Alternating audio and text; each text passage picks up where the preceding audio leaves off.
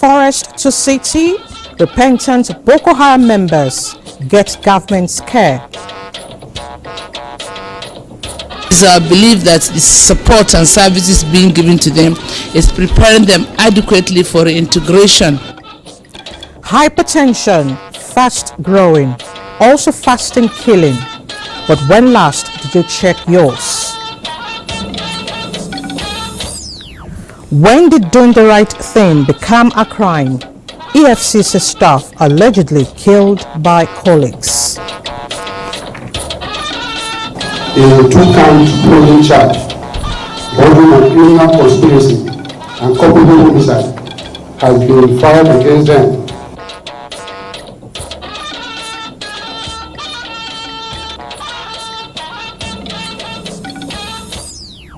Hello and thanks for joining us on the Network News on NTA. I'm Elizabeth Omori. Adola Komiakere is in Lagos. Start following us live on our website at nta.ng/live, NTA News Now, on Twitter as well as other social media handles displayed on the screen for the latest news. President Muhammadu Buhari is back in Abuja after an official visit to the United Kingdom.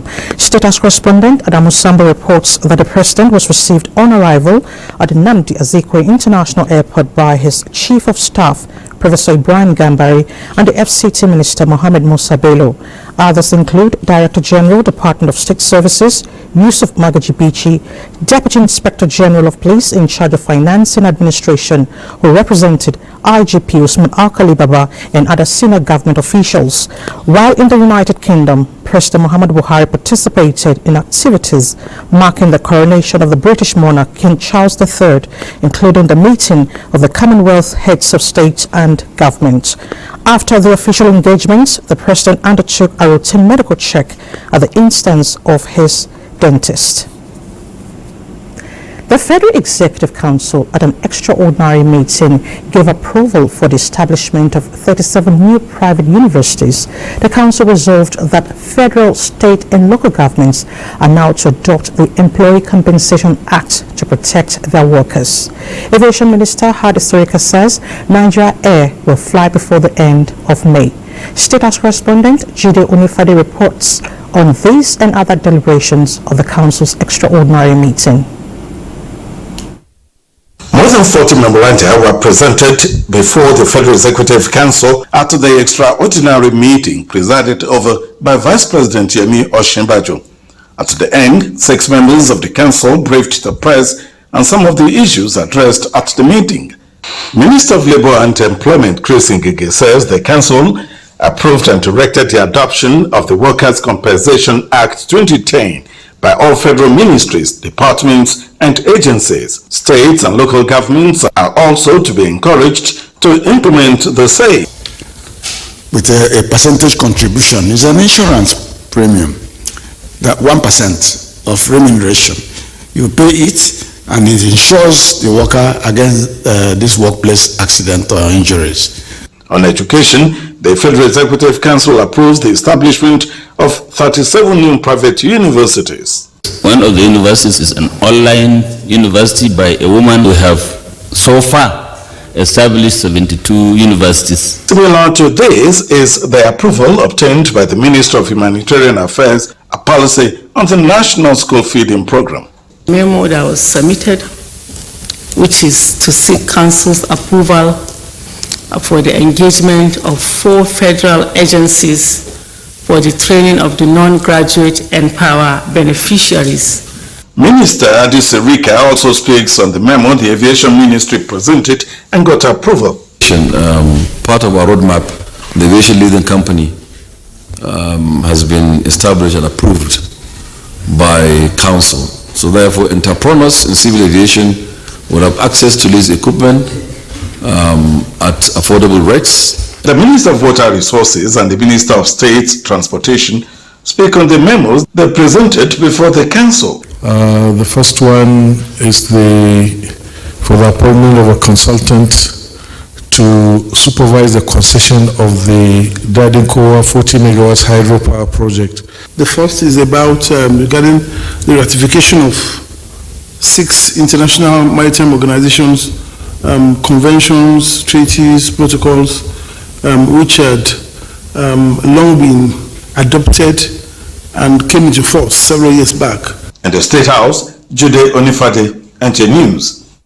And in other news, President Muhammad Buhari has transmitted the Federal Fire and Rescue Service Establishment Bill 2022 to the Senate for consideration. National Assembly correspondent Ignatius Nkwo reports. Plenary commenced with President of the Senate Ahmed Lawan reading the bill from the executive. The Federal Fire and Rescue Service Establishment Bill 2022 aims to establish and provide legal and institutional framework for the Fire and Rescue Service. Less than 1 hour of the transmission of the proposed law, the executive bill is receiving accelerated consideration and has passed first reading. The first business of the day is also the presentation of the bill standing in my name on the Federal Fire and Rescue Service Establishment Bill 2023 SB 1120. Mr. President, distinguished senators, Federal Fire Rescue Service Establishment Bill 2023 SB 1120 first reading. Federal Fire Rescue Service Establishment Bill 2023 SB 1120 first reading taken. 13 days to the end of this administration, the National Assembly is transmitting 2 constitutional alteration bills which have met the provisions of Section 9, Subsection 2 of the Constitution to the President for assent. Bill number 46 seeks to include presiding officers of the National Assembly in the membership of the National Security Council, while Bill number 58 is to provide for independent candidacy. Accordingly, Mr. President, the Senate resolves that the Senate do direct the clerk to the National Assembly to transmit the bills, both bills, to Mr. President and Commander-in-Chief of the Armed Forces of the Federation for his assent. Senate passed 876 billion naira as 2023 budget of the Niger Delta Development Commission. From the National Assembly, Ignatius Nkwo, NTA News. The Akpabio Barrow ticket for the position of Senate President and Deputy Senate President has so far reached the support of 70 senators-elect of the will-to-be 10th National Assembly. Senate President aspirant Godswill Akpabio disclosed this when he led some senators-elect to the National Secretariat of the APC. Salio Guanara reports. Out of the 70 senators-elect that have endorsed the Akpabio Barrow ticket, 42 of them joined the Stability Group on a solidarity visit to the national leadership of the party. This is as consultations continue among stakeholders towards a rancor-free 10th National Assembly that will also serve as a progressive arm of government in the incoming administration of renewed hope. We must join the incoming President, Bola Ahmed Tinubu, not just to stabilize this country, but to bring more progress to this country, to take it from where we are now to the next level, and to ensure that future generations of this country do not regret the decisions we take today. We shall continue to be loyal. We shall continue to stand by everything that this party stands for, because we know whatever this party stands for is tandem to the prosperity of this country. I want us to have a rancor-free election. Because if everybody say yes,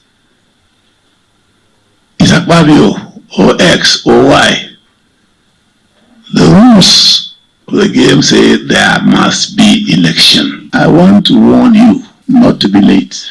If you are late here, don't be late there. The Stability Group appealed to the party's leadership to persuade APC senators-elect to join the team for equity and good governance. In Abuja, Salio Guanara, NTA News. Now let's shift attention to humanitarian.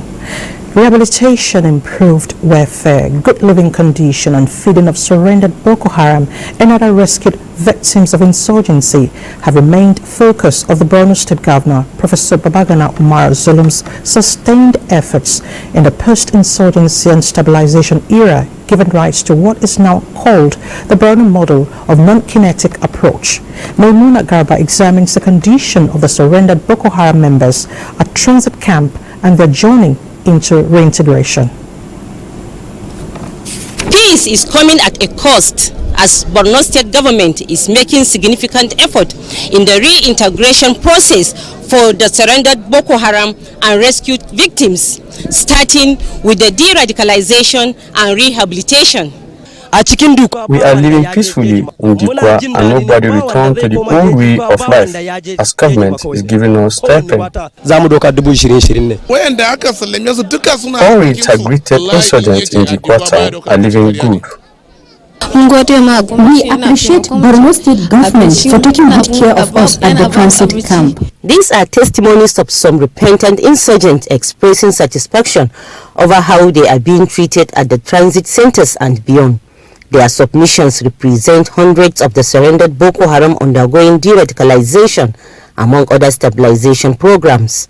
Borno model is adjudged to be one of the best methods of non-kinetic approach in this world. That is the use of dialogue to persuade the fighters to surrender their arms and embrace peace. In less than 2 years, look at the peace we attained here. The whole essence is to give people an opportunity to repent, to be sorry for what they're doing, to make amends, to start livelihood and contribute to the development and peace of their communities. Already about 5,000 ex-combatants, including children, have been reintegrated into the society, with some venturing into different businesses and trades to earn a decent livelihood. It is our belief that the support and services being given to them is preparing them adequately for integration to the societies of return. I thank God for the rehabilitation program. I am now a fish seller. This effort no doubt has paved the way for sustained peace in Borno, with the reintegrated insurgents passionately living a good and decent life in their communities. I carried out the census. The head counts of all those that we have reintegrated are intact in their community, except the few ones that actually die as a result of natural cause.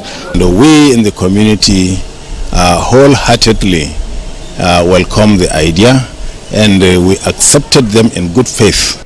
It is worthy to know that the Zulum-led administration has put in so much effort in transforming the repentant insurgents, as while undergoing de-radicalization and rehabilitation programs, they are also giving the necessary vocational skills and quality education for their children to enable them live a complete life. In Maiduguri, Maimuna Garba, NTA News. Meanwhile, the Nigerian army has launched a military exercise codenamed Takobindaji. Defense correspondent Ismail Musa reports that the simulation exercise is to further enhance the capacity of personnel to effectively tackle insecurity through the use of technology. These are personnel of the 3 battalion of the Nigerian Army alongside other security agencies in a joint simulation exercise. Here, simulation technology is deployed to create real-time scenario to facilitate training for the development of tactical and strategic solutions to combat emerging and complex security threats. The exercise is in line with the drive to have a professional army ready to accomplish assigned mission in a joint environment in the defense of the country. Kano State, which is within one division's area of responsibility, is faced with a series of security threats just like any other state in Nigeria. Thus, they need to take the fight to the adversary rather than waiting or react to attacks. The center was established to upskill retraining of officers and soldiers on the use of advanced military technology in the onslaught against criminality. From the Land Forces Simulation Center in Giri, Abuja, Ismail Musa, NTA News. You're watching the network news on NTA. Let's take a break. More reports ahead. Thanks for staying with us. Do you know that 4 out of 10 adults are hypertensive? Hypertension or high blood pressure, medical experts say, has become a major public health challenge, requiring quick intervention for management and prevention. Now allow me to ask, when last did you check your BP? Salwa Khalil Ibrahim will give us a brief on hypertension. The hustle and bustle of life with attendant economic hardship has scaled down the preference for periodic health checks. To make matters worse is a pervasive poor diet. This has created a breeding field for high blood pressure, which keeps blowing its bubbles in the body until it bursts. This can end life abruptly, leaving the lucky like vegetables. This is just the tip of the ugliest face of hypertension, the most prevalent cardiovascular disease. It is also linked to a series of heart, kidney and brain diseases, giving its title the silent killer. In the last 2 decades, Nigeria has seen a rise in cases of hypertension, with more of those classified as risk-free joining the queue. Some may have inherited the disease, for others it is as a result of unhealthy lifestyle. This month, therefore, is dedicated to raising awareness as well as advocacy on the need to have routine health checks on a regular basis. Salwa Khalil, NTA News. Hypertension or high blood pressure often produces no symptoms, but can increase the risk of heart disease, stroke and other serious health conditions. In March this year, a World Health Organization report on hypertension revealed that 1.28 billion adults between 30 to 79 years worldwide have hypertension, 2/3 living in low and middle income countries. Now let's set the conversation on this fact, and to shed more light on the issue is Professor Augustine Odeli, President, Nigerian Cardiac Society. Prof, thank you so much for joining us on the news. Thank you very much. Thank you so much. Now let's begin with the fact 1.28 billion adults with hypertension, and the regions were clearly spelled out. What could be responsible? Well, thank you very much for your question. The data you showed are correct when we look at it worldwide, but members of Nigerian Cardiac Society has also, we have also looked at our country, Nigeria. Okay. And we've been able to find out that what is reported globally is also what we see in Nigeria. So I think it's important that we set that record straight. I want to let you know that a few years back, members of Nigerian Cardiac Society, through the funding from the Tertiary Education Fund, did a nationwide survey in this whole country, of which I am the lead researcher. We went around the 6 geopolitical zones of this country. Different in each of the geopolitical zones, we chose a state, and within each state we chose a rural community and an urban community. It's important that we give this fact so that Nigerians will know that the figures we are giving are not just from anywhere. They are figures from this country. Okay. For Southeast, we went to a rural community called Okuzu in Anambra State, and Onitsha, that's the urban community. For South-South, we went to Uyo in Akwa Ibom and a rural community called Ikota Bamba. For Southwest, we went to Ibadan and then to a rural community called Ibu-Eleyin. For North Central, we went to Abuja Town, Federal Housing Authority in Abuja, and then a rural community called Dobi. For Northeast, we went to Gombe, and that's for Northeast. And the rural community called Tule in about, less than about 1 hour drive from Gombe. Okay. And from Northwest, we went to Guso in Zamfara. And then a rural community called Nahuche.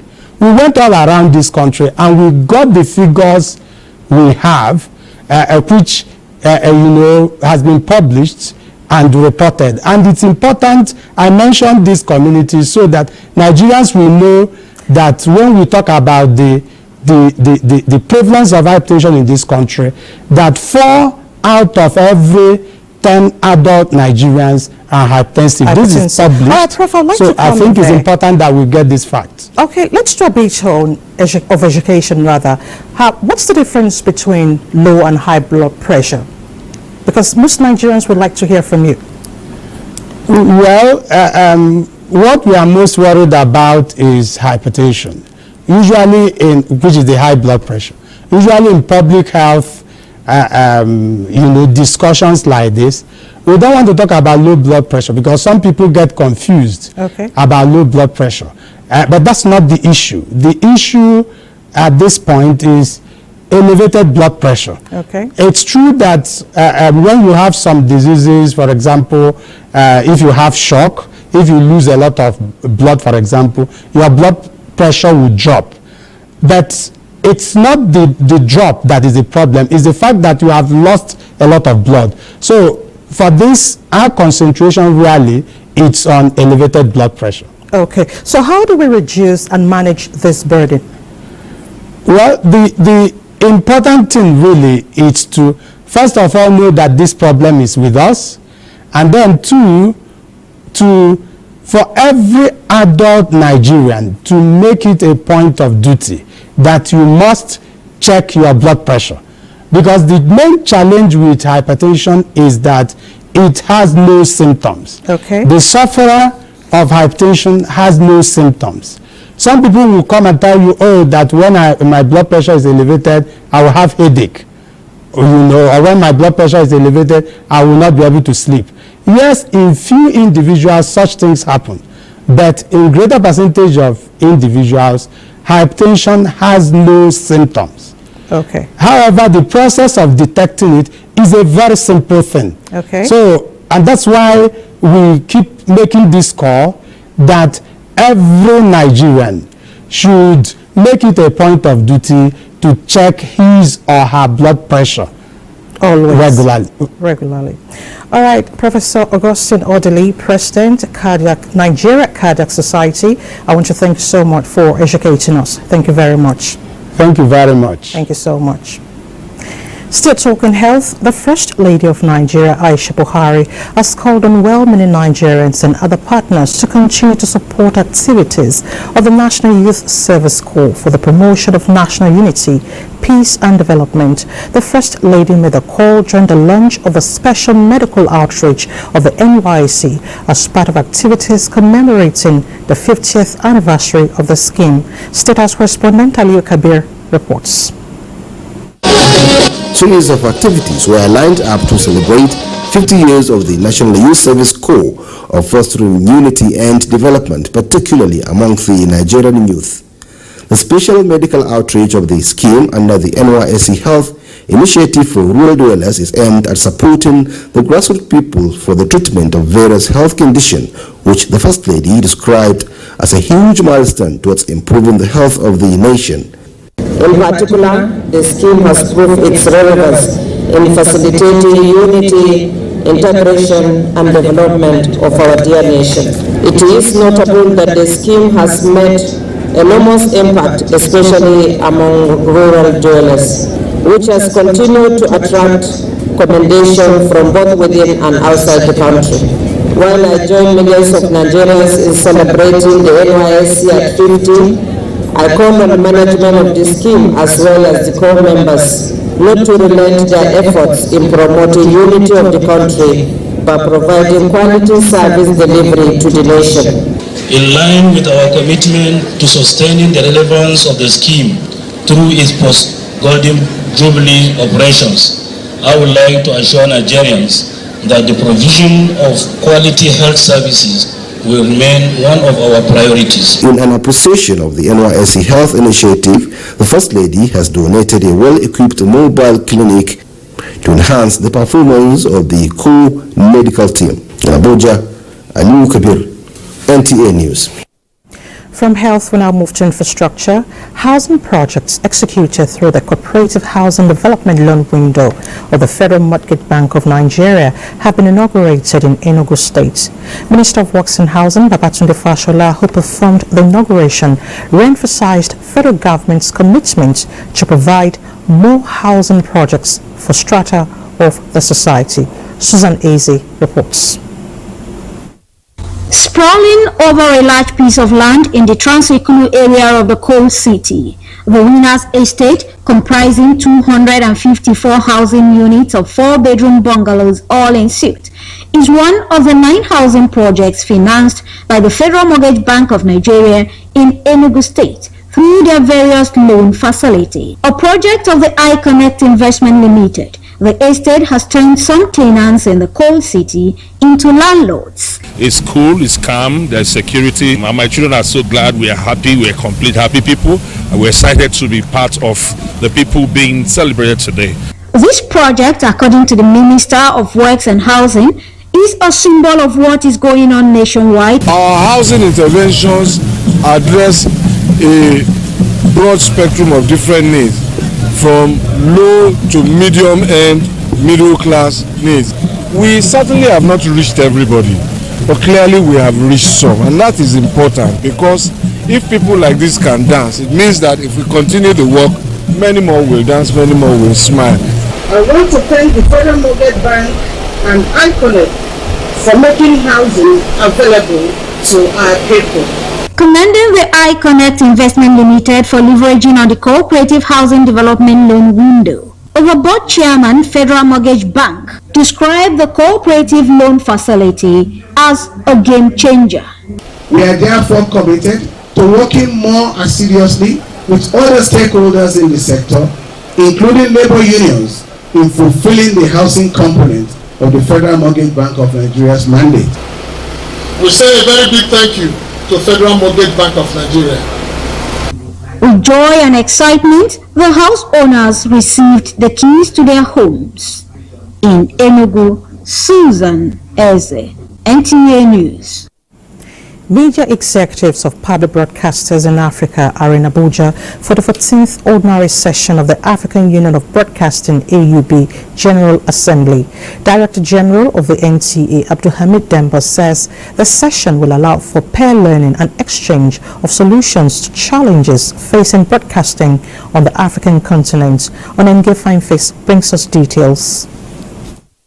The AUB Ordinary Session is on the way with a meeting of the Executive Council, which is considering reports of the union's activities, financial records, draft budget for the year 2023, organization of the AUB Secretariat, and AUB Summit on Artificial Intelligence.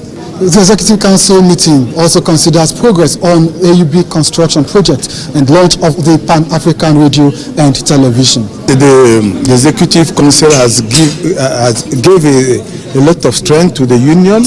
We have the new orientation, and we will in the near future continue working with a new method.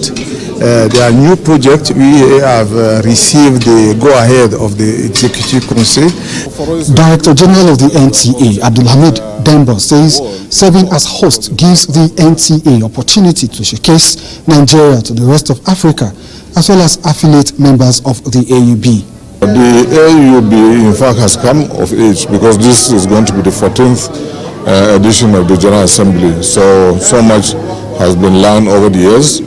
And broadcasters are meeting across the country and of course beyond Africa to take a look at the industry and also the sector, and especially coming from the public sector that we represent here, because there are quite a number of challenges that public broadcasters are facing across Africa and of course across the world.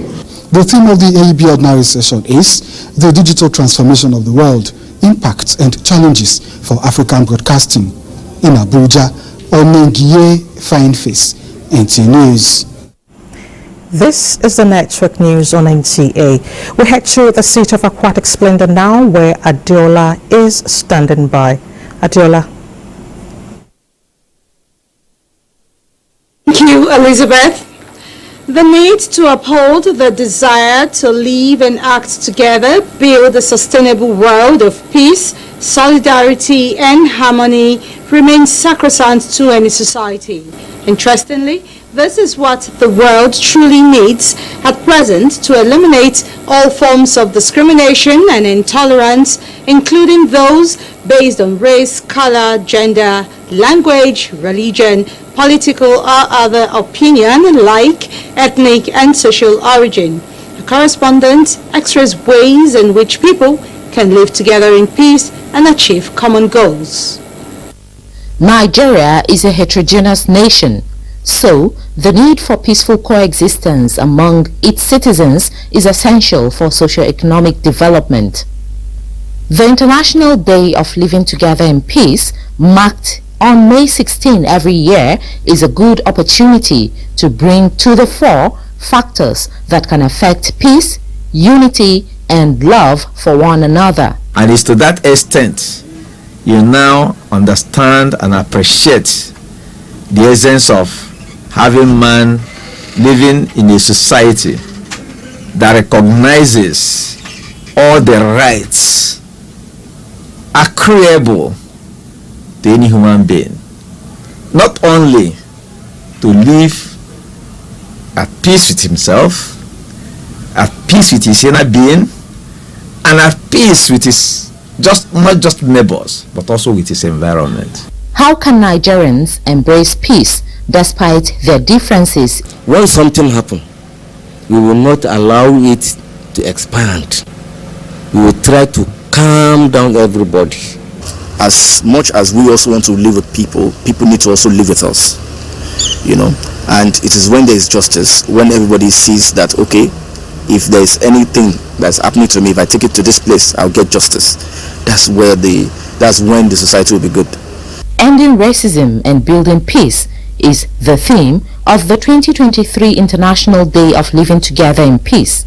It is aimed at strengthening principles of peace in societies and fostering respect for human rights. It is also to promote fundamental freedom for all without differences and global cooperation for problem solving. In Lagos, Hingino John Adams, NTA News.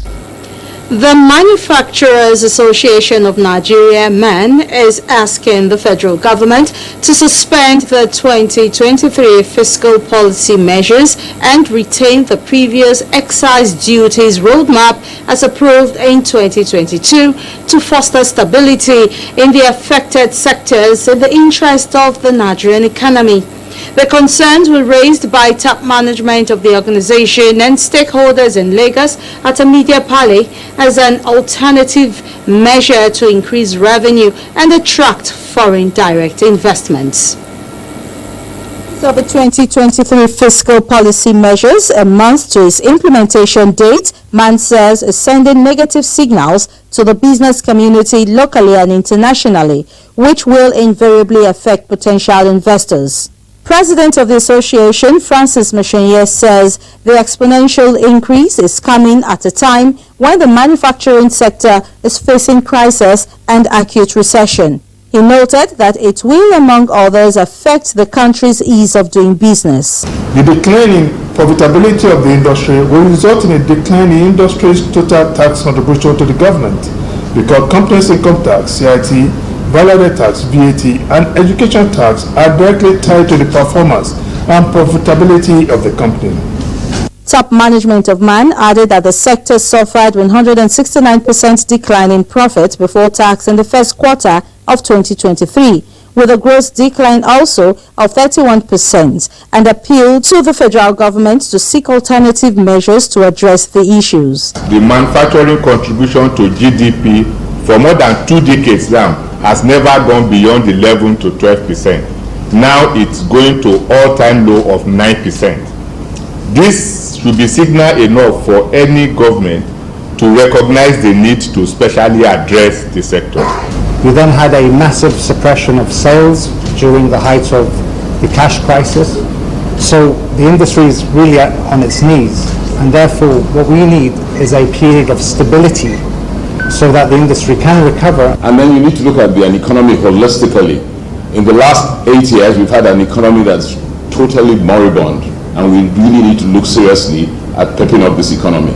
Manufacturers Association of Nigeria further stressed that the single-use plastics tax by government will fuel inflation and weaken consumer purchasing power. And those are the stories from the City of Aquatic Splendor. Do not forget that you can still follow this news broadcast live on our website at nta.ng/live and on our other social media handles displayed on the screen for the latest. Watching the network news. The federal government has appealed to returning and new governors to shift attention from crude oil to digital economy for rapid transformation at sub-national level. Secretary to the government of the Federation, Boss Mustafa, who represented the Vice President at the ongoing 2023 MGF Induction, gave hints. Abubakar Kwanga reports. It's day 2 of the induction program for returning and new governors-elect, and the atmosphere here is still charged with expectations to deliver on fresh mandate. Secretary to the Government of the Federation, Boss Mustafa, standing in for Vice President Yemi Oshibajo, reminding the state executives of the need to deploy digital economy as a game changer with self-evaluation. I encourage you, as new governors, to prioritize this and make it one of your achievements in the first 100 days of your administration. The multiplier effect on the economy is unimaginable. Governors during a panel shared views on how best to run government at subnational level with focus on revenue, security, agriculture, health, education and social intervention programs. You will see that this job is a job that indeed you must be 100% ready to face. Who are the people you'll be surrounding yourself with? What is the quality of the team you want to build? The budgeting process is a big learning curve for me in your state. We may decide this is what we want to do for the people, but you must make that process participatory. For the inductees, the task ahead may be daunting, but hopes will be kept alive in meeting campaign promises in the midst of scarce and competitive resources. In Abuja, Abubakar Akwanga, NTA News. It's time to talk business, and our busy businessman Benny Adams has some reports for us. Benny? Thank you, Elizabeth. Welcome to business. Minister of Finance and National Planning Zainab Ahmed says Nigeria has watched the evolution of NTA from the initial mandate of disclosing extractive output and revenue to data mainstreaming, examination of contracts, and reporting of beneficial ownership, which she says has helped the government to save costs and recover lost resources. This was at the launch of the Gender and Environmental Reporting Frameworks for Oil, Gas and the mining sectors in Abuja. And we have introduced a transparency portal which shows all of government expenditure at one point in the treasury.